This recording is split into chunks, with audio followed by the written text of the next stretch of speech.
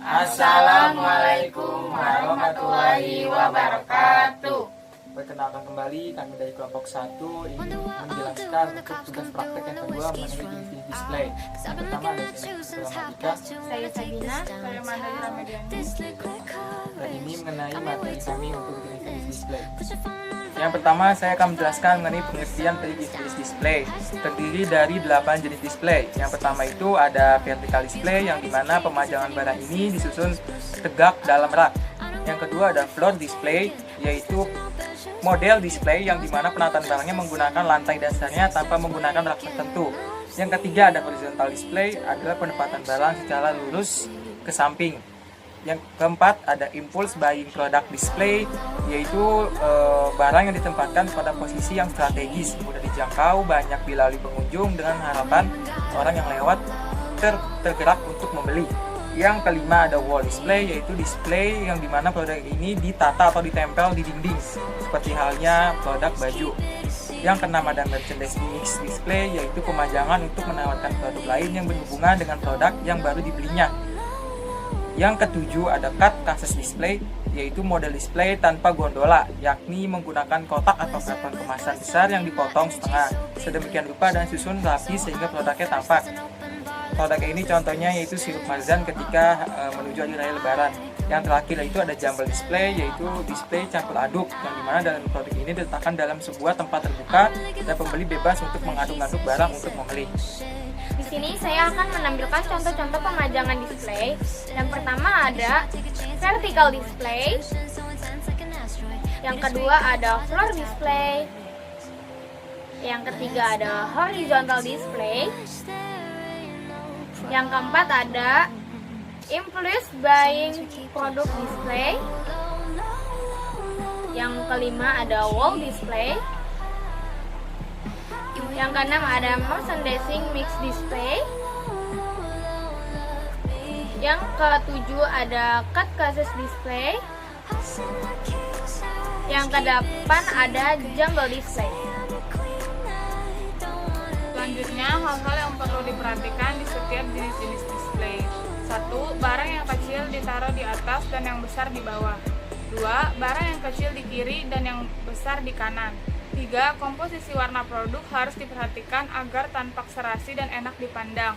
Nomor 4. Untuk jenis food, umumnya terdapat 3 jenis kemasan, yakni plastik kemasan tersebut akan menyusunan berurutan mulai dari kemasan plastik yang diletakkan paling atas, kemudian karton, kotak, dus, dan kemasan botol atau gelas diletakkan paling bawah. Nomor 5. Jarak antara rak dan gondola harus sama atau semakin ke atas semakin kecil. Yang kedua yaitu floor display atau pemajangan di lantai. 1. Tinggi maksimum 100 cm.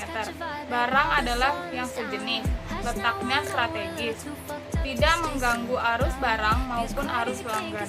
Menggunakan POP, diberi alas yang sesuai, misalnya palet. Terakhir, luas sekitar 90 cm dikali 90 cm. Yang ketiga yaitu horizontal, dari arah kiri ke kanan atau arah melebar dan merek barang harus sanggup terlihat dari depan. Yang keempat yaitu impulse buying product display, yaitu biasanya berada di dekat kasir. Yang kelima ada wall display, yakni barang yang di-display di dinding harus pula ada di rak. Yang keenam ada merchandising mix display, yaitu menggabungkan dua produk yang saling berkaitan. Yang ketujuh ada cut cases display, yaitu menggunakan kotak atau karton kemasan besar yang dipotong setengahnya sedemikian rupa dan disusun rapi sehingga produknya tampak. Dan yang terakhir ada jumble display, biasanya diletakkan dalam sebuah tempat terbuka. Yang keempat yaitu produk apa yang bisa menggunakan dari masing-masing jenis display tersebut. Vertical display contohnya yaitu pembersih lantai. For display contohnya aqua. Horizontal display contohnya snack seperti Ebitos. Impulse buying product display contohnya celana dan baju.